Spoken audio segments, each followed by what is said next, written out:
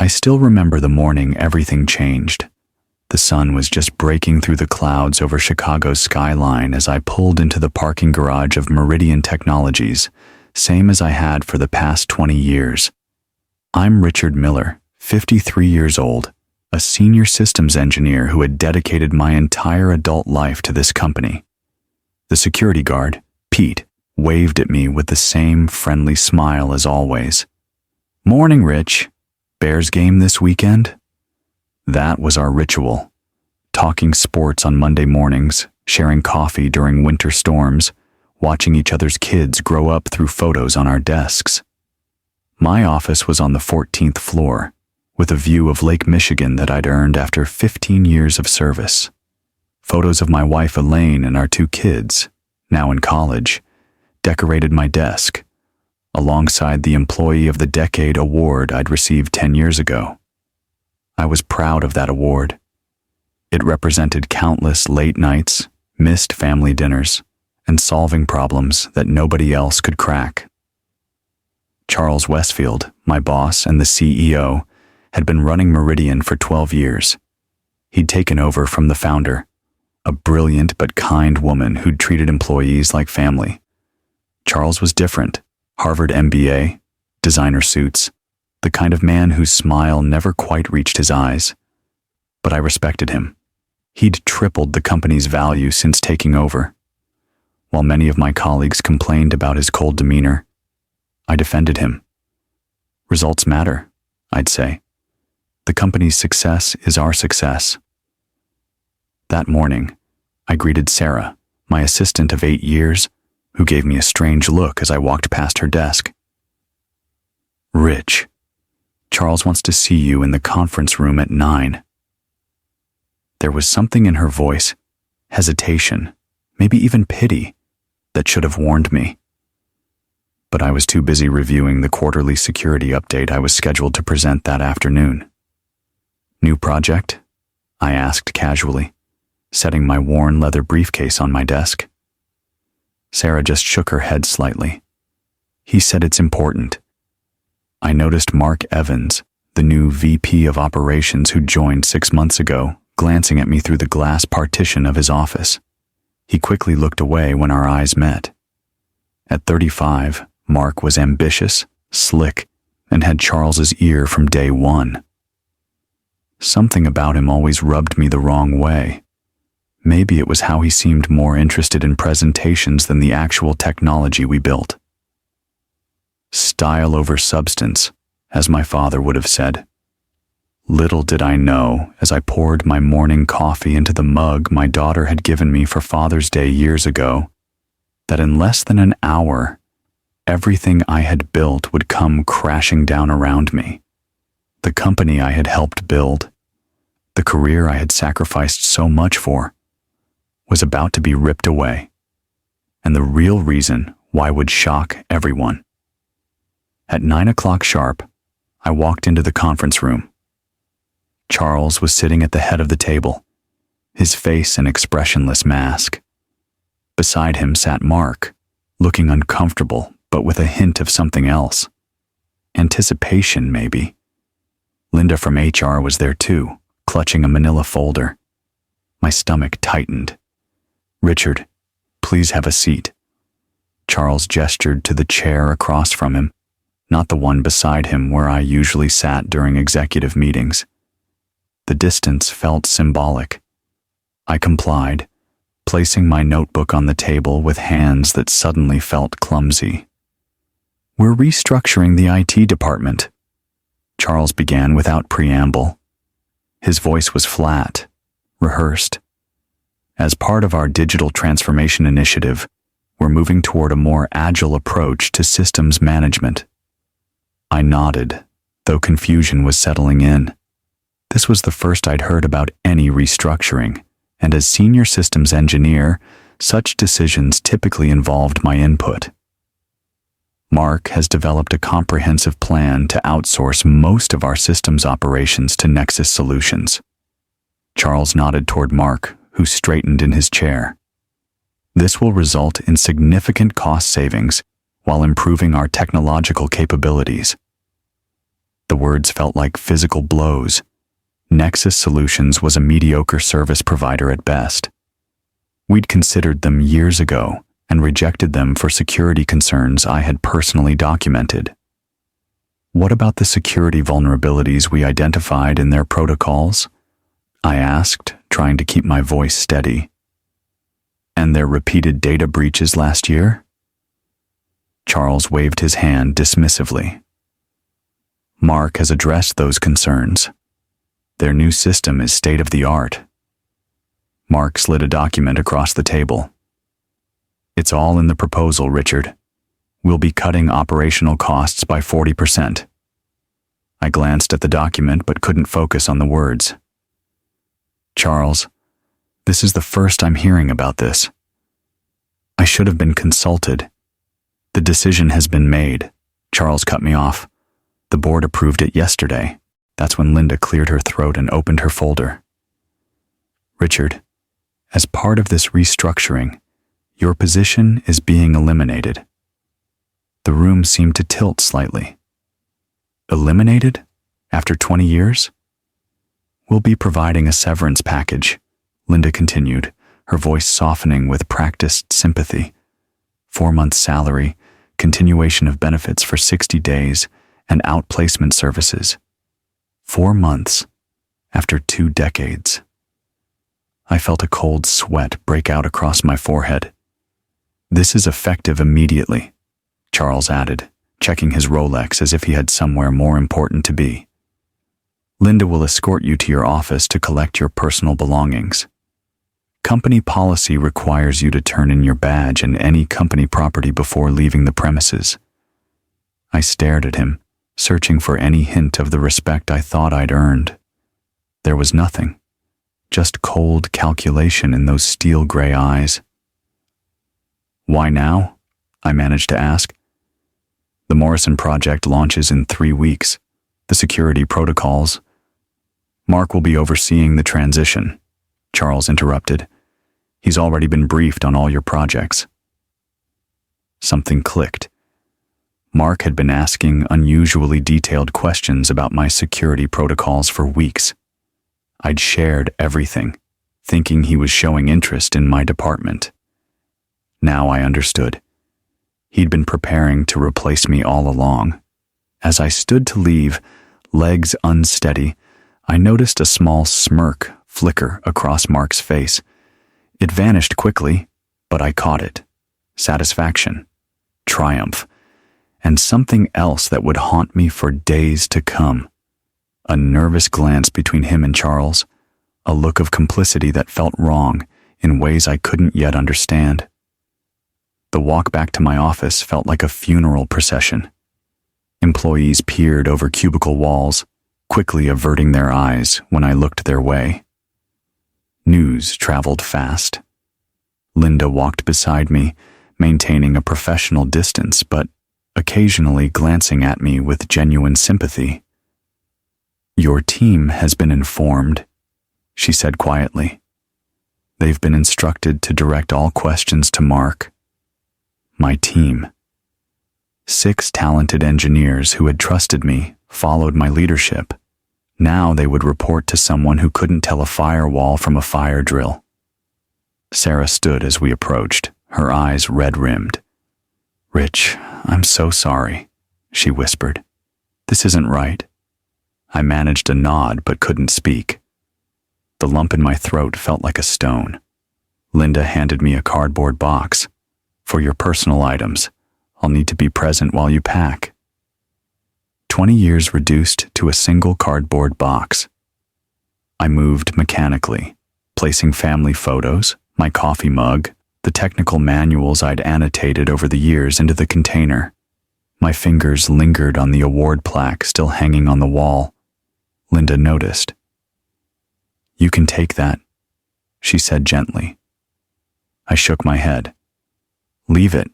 Let them remember who built their security systems. The real humiliation came when we reached the lobby.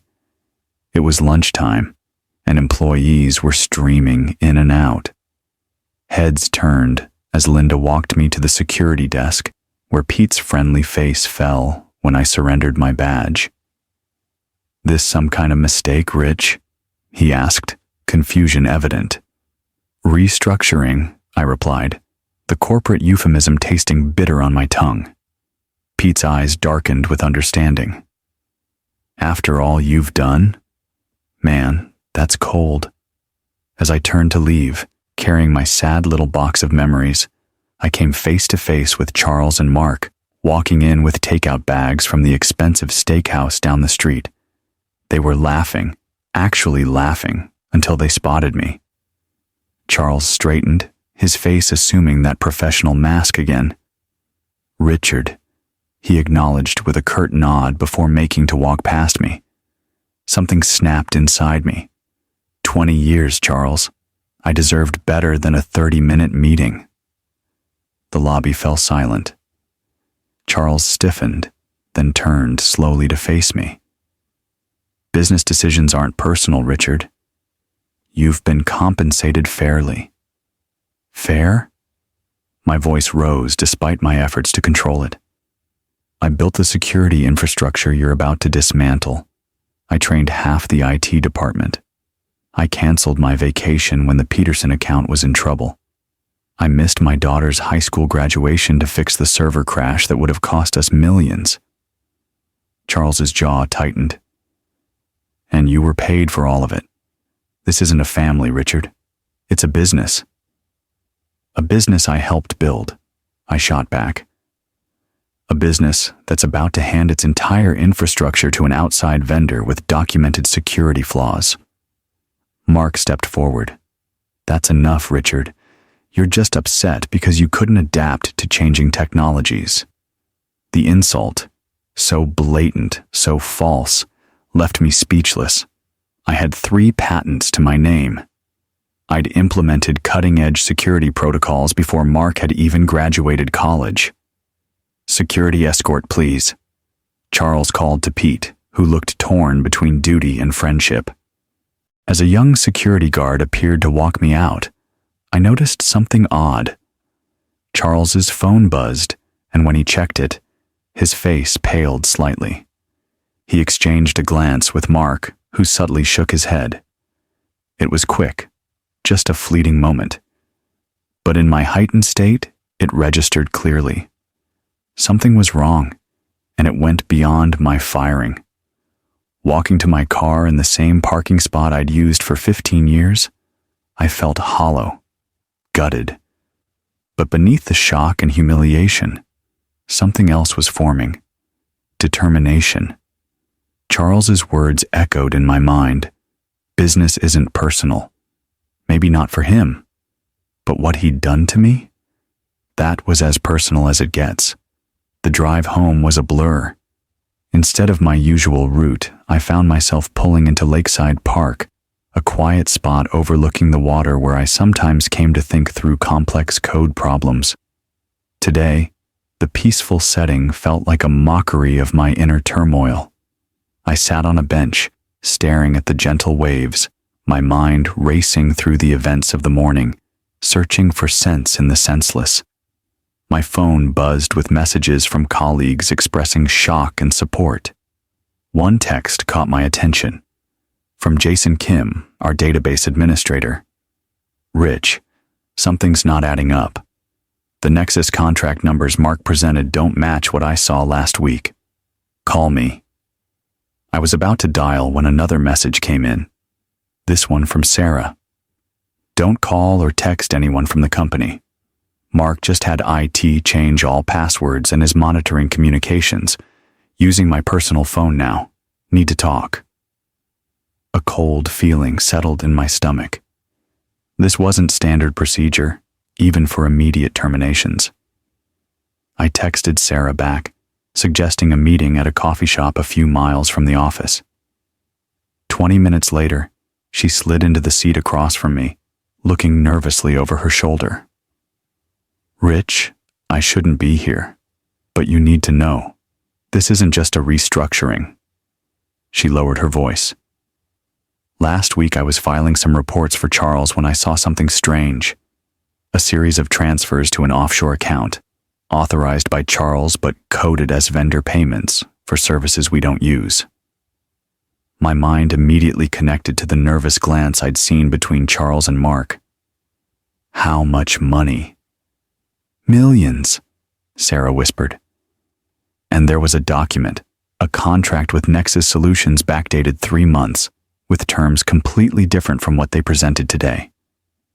Did you make copies? I asked, hope flaring. She shook her head. Charles caught me looking.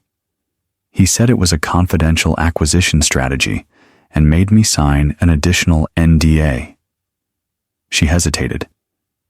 Rich, the day after I saw those files, they installed new security cameras focused on the file cabinets, and Mark's been watching me like a hawk. As she spoke, my phone dinged with an email alert. It was from Human Resources, a reminder about the confidentiality and non-disclosure agreements I'd signed, with specific emphasis on not discussing company business after termination. The timing was too perfect to be coincidental. They're scared, I realized aloud. They didn't fire me because of restructuring. They fired me because I know too much about our security systems. Sarah nodded. The board meeting yesterday? It was emergency called by Charles. 3 hours later, you're gone. And get this, Mark's brought in his own security team. They're removing all the servers you installed and replacing them this weekend. A plan began forming in my mind. I still had access to my personal cloud storage where I'd kept backups of security protocols, not the actual company data, which would be illegal, but my own documentation of the systems I'd built. If Charles and Mark were up to something that required dismantling my security infrastructure, the answers would be in those systems. Sarah, I need you to be careful, I warned. Don't risk your job for me. She straightened her shoulders. It's not just about your job, Rich. If they're stealing from the company, everyone's job is at risk. Besides, she added with a hint of her usual spark, I never liked Mark. As Sarah left, I remained at the table, opening my laptop and logging into my personal cloud. Years of documentation, flowcharts, security audit results, the digital breadcrumbs of my career. Somewhere in this data was the key to understanding what Charles and Mark were really doing, and why they had been so desperate to get rid of me. For the first time since walking into that conference room, I felt a flicker of hope. They thought they'd removed the only obstacle to whatever they were planning. They didn't realize they'd just created their worst nightmare. A man with nothing to lose, intimate knowledge of their systems, and 20 years' worth of evidence at his fingertips. If you're rooting for me to uncover the truth and get justice, hit that subscribe button. My comeback is just beginning, and you won't want to miss what happens next. That evening, Elaine found me in our home office, surrounded by printouts and sticky notes, my eyes red from staring at the screen for hours. Rich? She placed a gentle hand on my shoulder. You've been in here since you got home. Talk to me. I looked up at my wife of 25 years, the person who had supported every late night and working weekend. The person who deserved better than a husband, suddenly unemployed at 53. They're hiding something, Elaine. Something big enough to fire me without warning after 20 years. She pulled up a chair beside me. Then we'll figure it out together. But first, you need to eat something. Over dinner, I explained everything. The abrupt firing, Sarah's revelations, the strange behaviors I'd noticed. Instead of the panic I'd feared, Elaine's expression hardened with resolve. Remember when they tried to lay you off during the recession? She said. You found a way to save the company $3 million instead, and they promoted you. I nodded, the memory strengthening my resolve. That was when the company still valued loyalty and innovation, before Charles took over. What do you need? Elaine asked simply. Time, I replied, and maybe some legal advice. The next morning, While Elaine contacted her cousin, who worked at a prestigious law firm, I began methodically reviewing my documentation. I created a timeline of the security systems I'd implemented, focusing on the changes made after Mark joined the company. A pattern emerged, subtle but unmistakable. Each change had created small vulnerabilities, individually insignificant, but collectively forming a concerning picture. Around noon, my phone rang. An unknown number. "Rich, it's Jason. I'm using a burner phone." His voice was tense. "They're moving faster than expected. The Nexus team is already here, replacing hardware. Mark's telling everyone it's an upgrade, but they're bypassing all standard security protocols. Can you get me any details on what they're installing?" "Better. I've got the model numbers and took photos of their server configuration when no one was looking." The sound of papers rustling came through the line. "And Rich? They specifically targeted your encryption protocols first.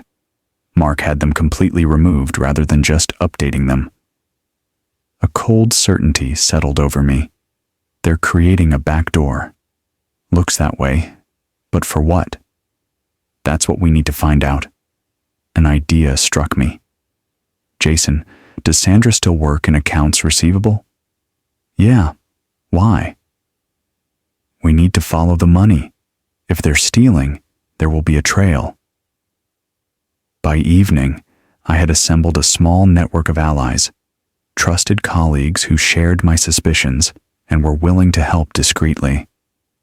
Sandra from accounts provided a bombshell. Large payments to Nexus had been authorized months before any formal proposal was presented to the board. Jason continued feeding me technical details about the new system installation. Even Pete the security guard was helping, noting which executives were coming and going at unusual hours. Elaine's cousin Ben, a corporate attorney, arrived at our house with sobering advice. "You need concrete evidence," he emphasized. "Suspicions aren't enough, especially against someone with Charles's connections. And you need to be careful. If you access any company systems now, they could claim you're hacking." "What about whistleblower protections?" Elaine asked. Ben nodded. "Those could help, but only if you have documented proof of actual wrongdoing, not just questionable business decisions." I spread out the information we'd gathered so far. "We're getting there, but we need more." That's when Sarah texted. "Emergency board meeting called for Monday. Something about financial restructuring after market close. C and M looking nervous." The pieces were falling into place. Whatever Charles and Mark were planning, it was happening soon. "We need access to those financial transfers Sarah mentioned," I told Ben. "Without that, we're just speculating." Ben thought for a moment. "I know a forensic accountant who specializes in corporate fraud. He might be able to help us identify red flags from the outside." For the first time since being escorted from the building, I felt a surge of confidence. We were building a case, methodically and legally. The network of relationships I'd cultivated over 20 years was proving more valuable than Charles could have anticipated when he decided to discard me. That night, as Elaine and I prepared for bed, she stopped me with a hand on my chest. "Are you sure about this, Rich? These people clearly play dirty." I covered her hand with mine. "That's exactly why we have to stop them. It's not just about my job anymore. It's about everyone at Meridian who could lose everything if Charles and Mark are doing what we suspect." Elaine nodded, her eyes reflective. "You know what your father always said." I smiled, finishing his favorite saying, "Integrity isn't profitable until the moment it becomes priceless." As I drifted to sleep, a plan was solidifying. Charles had made one critical miscalculation. He thought he was firing an employee, but he was really creating an adversary with nothing to lose and everything to prove. The weekend passed in a flurry of activity. Our dining room transformed into an investigation headquarters, with laptops, documents, and whiteboards turning our suburban home into something resembling a detective's office. Ben's forensic accountant friend, Michael, joined us remotely, guiding us through the financial breadcrumbs we needed to follow. Corporate fraud usually follows predictable patterns, Michael explained over video chat, his silver-rimmed glasses reflecting his screen. What we're looking for are inconsistencies, payments that don't match contracts, services never delivered, or unusual timing of transactions. While we worked, I realized something was changing within me. The shock and humiliation were fading, replaced by a clarity I hadn't felt in years. At Meridian, I'd become complacent, comfortable in my role, proud of my past accomplishments, but not growing. Now, I was learning new skills rapidly: financial analysis, corporate law basics, even digital forensics techniques that Michael shared. "You're getting good at this," Elaine remarked Sunday evening, watching me cross-reference payment dates with server access logs that Jason had discreetly provided. "I haven't seen you this focused since you were developing that security patent 5 years ago." She was right. The constant pressure to perform at Meridian had become so familiar that I hadn't realized how it had dulled my creative edge. Now, ironically, being fired had rekindled something I thought I'd lost: the thrill of solving complex problems, of building something from scratch. Monday morning, I received a call from an unexpected ally, Thomas Wilson, one of the company's longest-serving board members and someone I'd worked with closely during the early days. "Richard," his gravelly voice betrayed his age, "I'm hearing concerning things about this restructuring. The numbers aren't adding up, and Charles is rushing decisions through without proper due diligence." "You're right to be concerned," I replied carefully, mindful of Ben's warnings about making accusations without proof. "The technical implementation is being handled unusually." Thomas paused. "The board meeting tonight, Charles is presenting the final phase of this Nexus transition, claims it will save millions, but my gut says something's off." "Thomas, can I ask you something? Has Charles discussed the Morrison contract in these meetings?" "Barely mentions it, which is strange considering it's our biggest deal this quarter." Another pause. "Richard, what aren't you telling me?" I took a calculated risk. The Morrison contract requires security protocols that the new system deliberately lacks. Either Charles doesn't understand the technical requirements, or he doesn't plan for that contract to be fulfilled. Thomas finished, his voice hardening. "I need more than suspicions, Richard. I'm working on it. If you could delay any final approvals tonight, I'll do what I can. But tread carefully.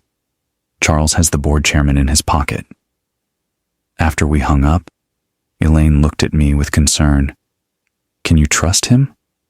"Thomas?" "Yes. He helped build Meridian from the ground up. If anyone on the board still cares about the company's integrity, it's him." By midday, we had our first major breakthrough. Sandra had managed to send over a batch of redacted financial reports that, when compared with the data we already had, revealed a disturbing pattern. Large sums were being moved to holding accounts just before quarterly reporting, then redistributed afterward to an entity listed only as NX Strategic Partners. "NX," I murmured. "Nexus?" Michael confirmed my suspicion. "Classic technique. They're using a legitimate vendor relationship to mask unauthorized transfers. Based on the timing and amounts, I'd estimate we're looking at around $12 million diverted over the past 6 months." Ben whistled low. "That's enough for serious jail time if proven." My phone buzzed with a text from Sarah. Board meeting moved up to 4 p.m. Mark looking panicked. Shredder working overtime in executive suite. They were accelerating their timeline, which meant we needed to move faster too. But we still lacked the smoking gun. Irrefutable proof linking Charles and Mark directly to the fraudulent transactions. That's when I remembered something. A security feature I'd implemented 3 years ago and documented in my personal notes. Every major financial transaction required executive approval through a secure authentication system I'd designed. The system logged not just approvals, but the exact location and device used to grant them. If Charles or Mark authorized these transfers, I explained to the team, my system would have recorded exactly when and where they did it. But you can't access those logs anymore, Ben reminded me. A slow smile spread across my face. No, but there's a backup. Every quarter, as a security measure, I sent encrypted audit logs to our third-party compliance firm. They're still required to maintain those records for 7 years. One call to my old contact at the compliance firm, explaining that I needed copies of my own audit reports for a personal portfolio, and we had what we needed. The logs showed unmistakably that Charles had approved transfers to NX strategic partners from unusual locations, including twice from a villa in the Cayman Islands, where, according to social media posts Elaine found, Mark had been vacationing at the same time. As 4 p.m. approached, I gathered our evidence and called Thomas. We have proof, I told him. Documented financial fraud, authorized by Charles, with Mark's involvement. They've been siphoning funds from the company for months. Thomas's voice was grim. The board meeting is starting. Send me what you have. Now. As I compiled our findings into an email, I caught my reflection in the window. Shoulders straight, eyes clear, purpose evident in every movement. The man who'd walked dejectedly out of Meridian carrying a cardboard box was gone. In his place stood someone stronger, sharper, and ready to fight for justice. The boardroom of Meridian Technologies had always felt like a sanctuary of corporate power. 20-foot ceilings, mahogany table gleaming under recessed lighting, floor-to-ceiling windows showcasing the Chicago skyline. Now, as I stood outside those familiar double doors with Thomas at my side, it felt like the setting for the most important confrontation of my life. You ready for this? Thomas asked, his weathered hand gripping a leather portfolio containing the evidence we'd compiled. I straightened my tie, the same one I'd worn to my daughter's college graduation. More than ready. Thomas nodded to his executive assistant, who opened the doors. The conversation inside died immediately as heads turned toward us. Charles, mid-presentation at the head of the table, froze with his laser pointer still aimed at projection figures. Mark, seated at his right, knocked over a water glass. Thomas! Charles recovered quickly, his voice tight. We're in the middle of a presentation, and... His eyes narrowed at me. Mr. Miller is no longer employed here. Security should be called immediately.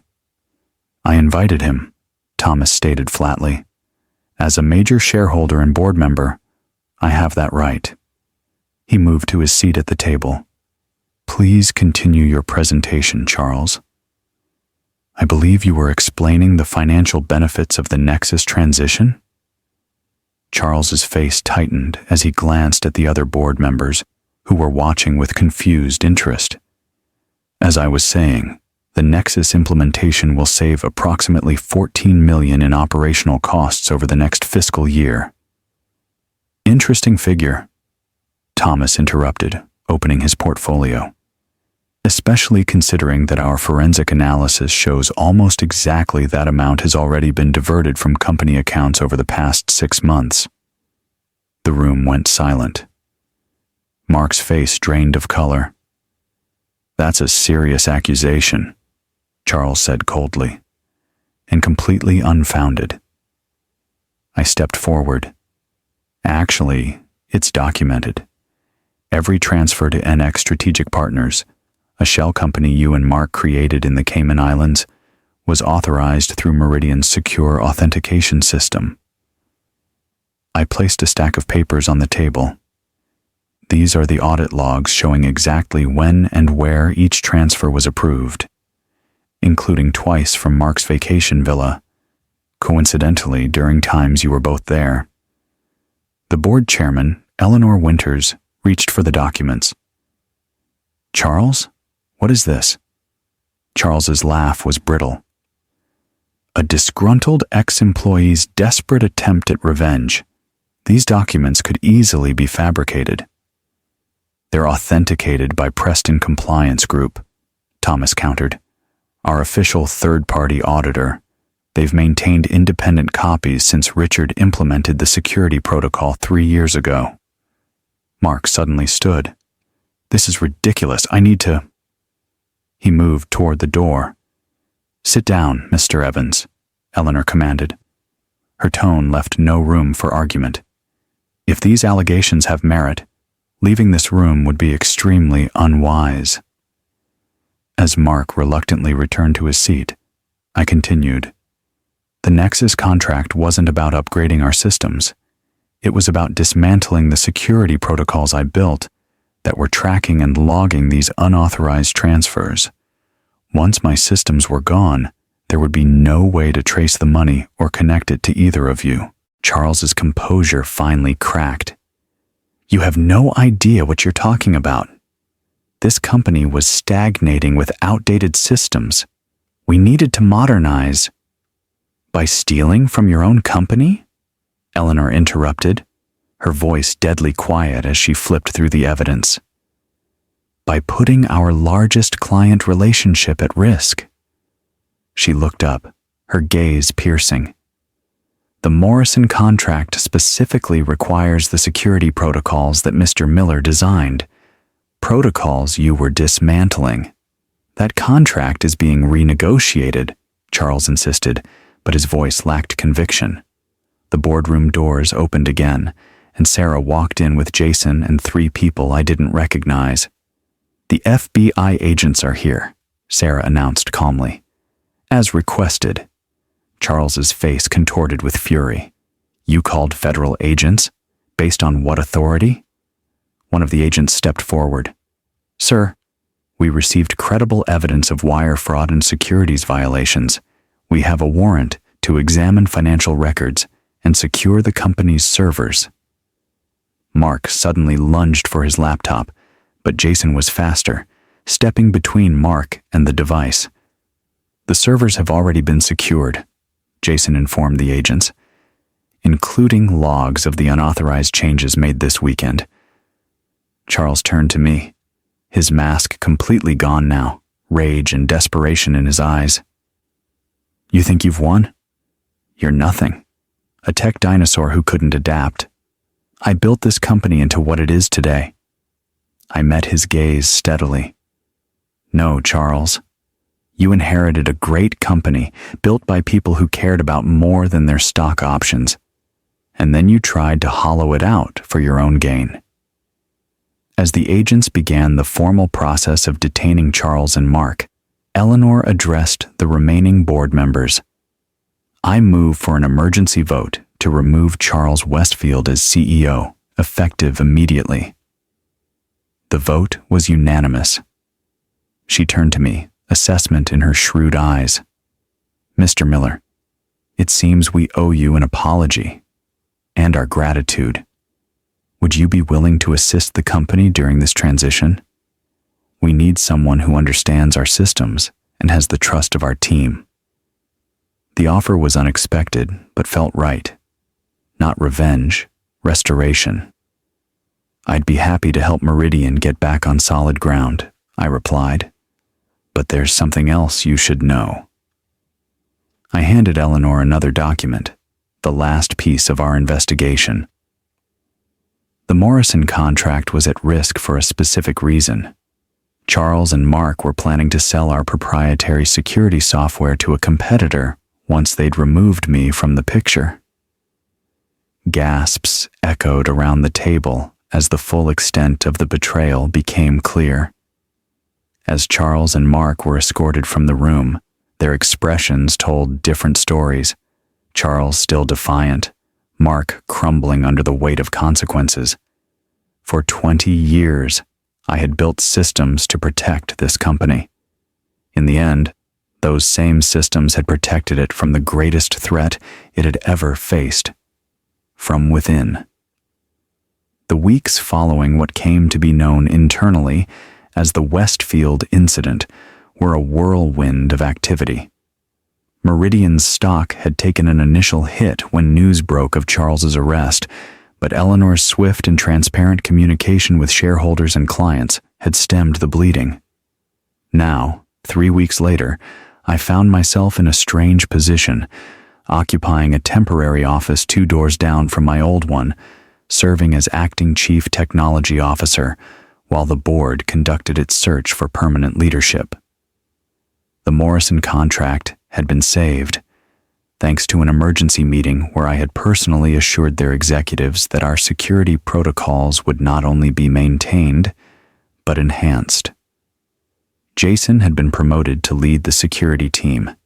Sarah was now executive assistant to Eleanor, who had stepped in as interim CEO. And the Nexus contract had been terminated with extreme prejudice. Most importantly, forensic accountants had managed to recover nearly 80% of the stolen funds. The remaining amount would likely be recouped once Charles and Mark's assets were liquidated. Both men were facing multiple federal charges and had been denied bail due to flight risk. On this particular Tuesday morning, I was reviewing the final report on the system restoration when Eleanor appeared in my doorway. "Got a minute, Richard?" she asked, looking more relaxed than I'd seen her since the crisis began. "Of course." I gestured to the chair across from my desk, my old visitor's chair that Sarah had somehow rescued from storage. Eleanor sat, straightening her blazer. "The board has completed its executive search process for the CTO position." I nodded, preparing myself. I had known this was temporary, a chance to help the company transition and heal. At 53, I was realistic about my prospects in today's tech landscape, but the consulting offers that had started coming in would keep me busy and well compensated. "We interviewed several outstanding candidates," Eleanor continued, "including some impressive young innovators from Silicon Valley and Boston." "I'm sure you found someone excellent," I said sincerely. Eleanor studied me for a moment. "We did. Someone with unparalleled understanding of our systems, proven leadership capability, and, most importantly, demonstrated integrity and loyalty to this company's best interests." She slid a folder across the desk. "The board unanimously voted to offer you the permanent position, Richard, with a seat on the board as well." I stared at the offer letter, momentarily speechless. "Me? But I thought that we'd want someone younger, with more buzzwords on their resume?" Eleanor smiled.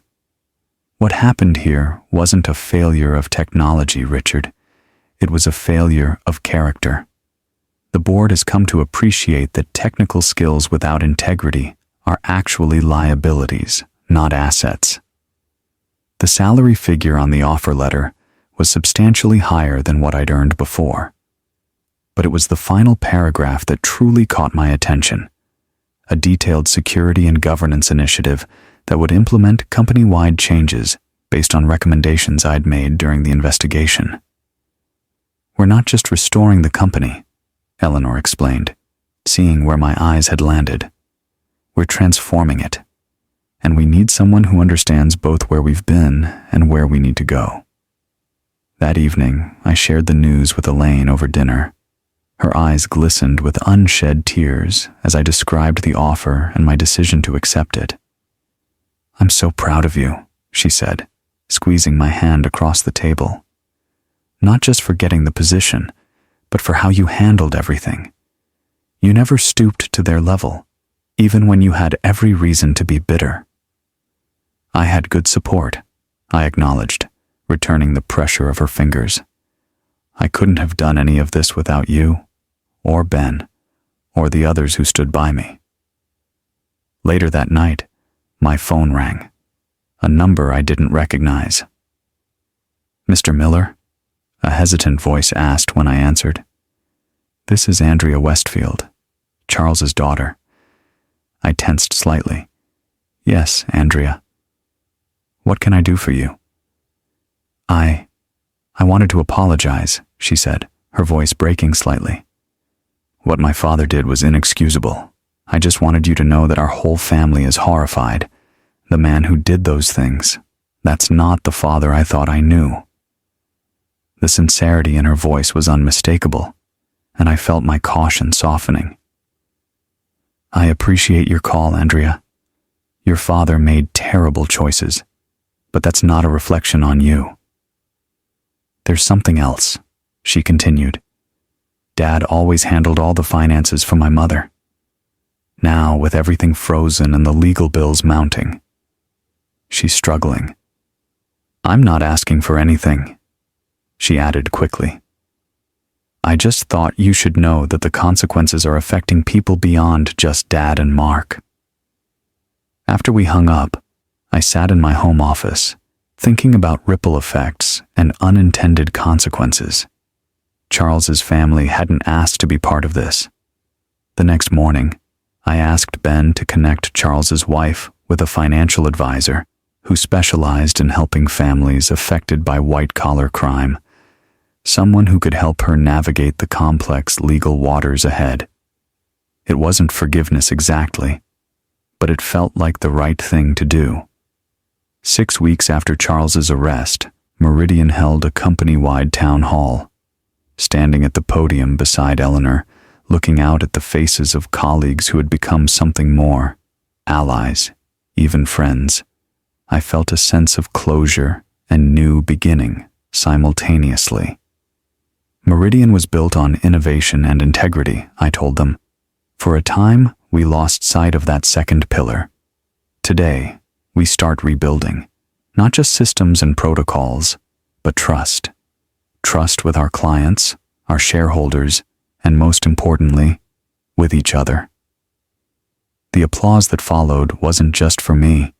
It was for all of us who had weathered the storm and emerged stronger.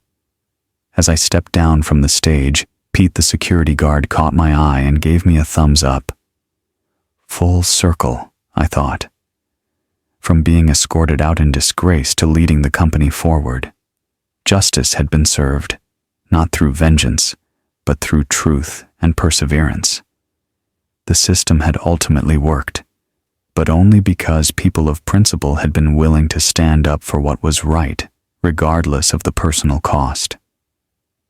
2 years later, I stood at the window of my executive office, watching the Chicago sunset paint the skyline in hues of gold and crimson. The view was familiar, yet different, like Meridian itself. The company I now helped lead as both CTO and vice chairman bore the same name as the one I'd joined 22 years ago, but its culture and operations had been transformed.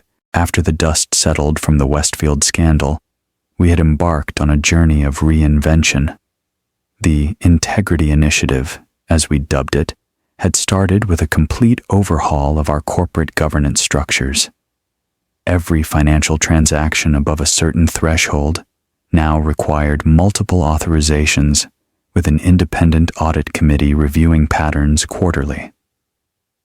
Our security protocols, once my solitary domain, had been expanded into a robust department with built-in redundancies and whistleblower protections. But the changes went beyond mere policy. We had fundamentally reset the company's values, prioritizing transparency and ethical conduct alongside profitability. Quarterly bonuses now incorporated integrity metrics alongside financial ones, and our hiring process scrutinized character as carefully as technical aptitude. The Morrison contract that Charles had been willing to sabotage had blossomed into our largest client relationship, with 3 additional phases added after our successful initial implementation. The trust we'd rebuilt had become our greatest competitive advantage in the marketplace. A knock at my door pulled me from my reverie. Jason entered, now sporting the confident demeanor of someone who had grown into his role as Chief Security Officer. Today marks 5 years since what we now occasionally joke about as my unexpected sabbatical. 5 years since I was escorted from the Meridian building, carrying that pathetic cardboard box and believing my professional life was over. The company quarterly meeting just concluded, where we announced our 12th consecutive quarter of double-digit growth and the successful acquisition of our 3rd technology partner. As the executive team dispersed and the boardroom emptied, I lingered a moment, looking at the wall where photographs of company leadership hung in chronological order. Charles Westfield's portrait had been removed years ago, not out of spite, but because the board had voted unanimously that leaders who betrayed the company's trust shouldn't be memorialized. In its place hung a simple plaque: "Integrity is our foundation."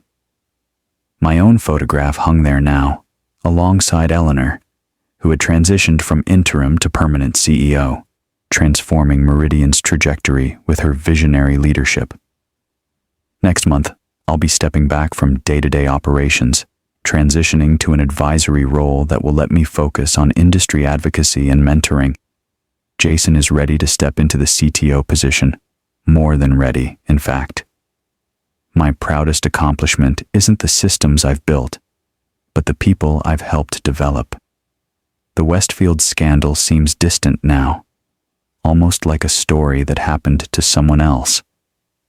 Charles served 3 years of a 7-year sentence before being released on parole. Mark completed his 2-year term and, last I heard, was working at his brother-in-law's construction company in Arizona. The money they stole was fully recovered and reinvested in the company, funding an innovation lab that has produced 2 patented technologies. Walking through the office toward the elevator, I passed the wall of recognition, a new tradition we started to celebrate employees who exemplified our values. Sarah's photo was there, honored for creating a mentorship program for administrative staff. Pete, our security chief, was recognized for implementing a community safety partnership that had become a model for corporate citizenship. Outside, the spring air felt invigorating. I checked my watch, just enough time to visit the community college before heading home.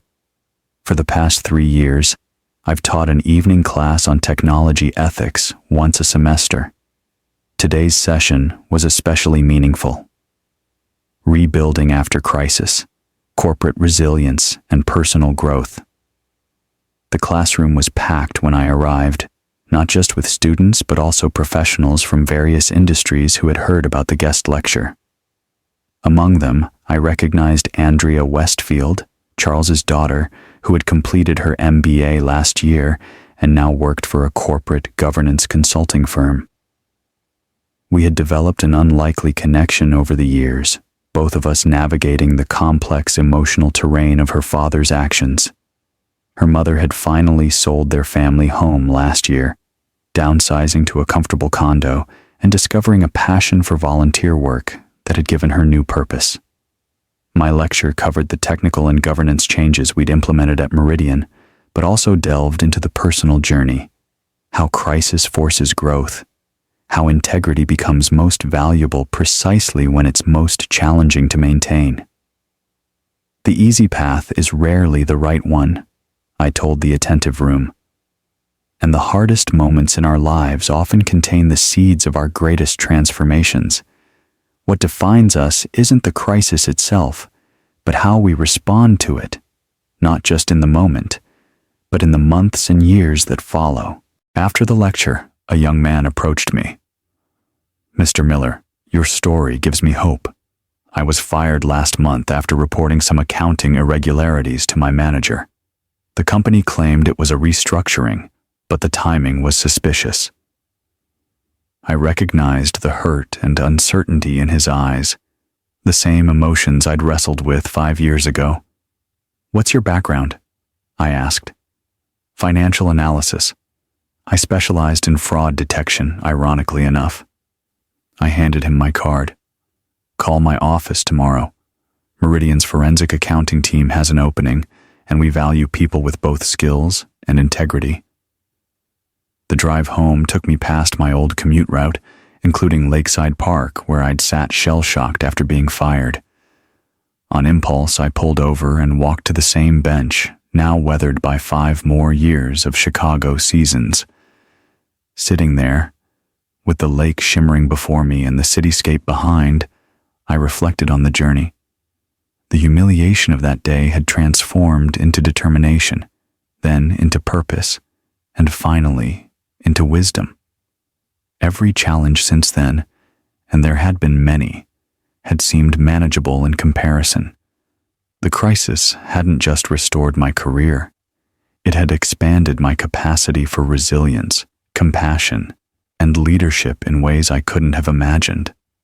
Elaine was waiting when I arrived home, preparing for our weekend trip to visit our daughter and her new baby, our first grandchild.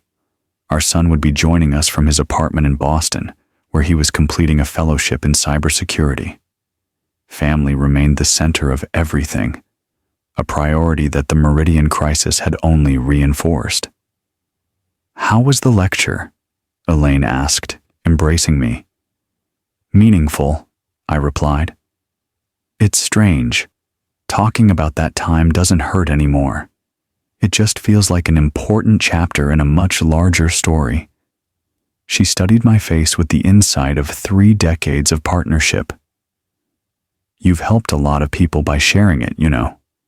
Not just at Meridian." Later that evening, I received an email from the community college coordinator.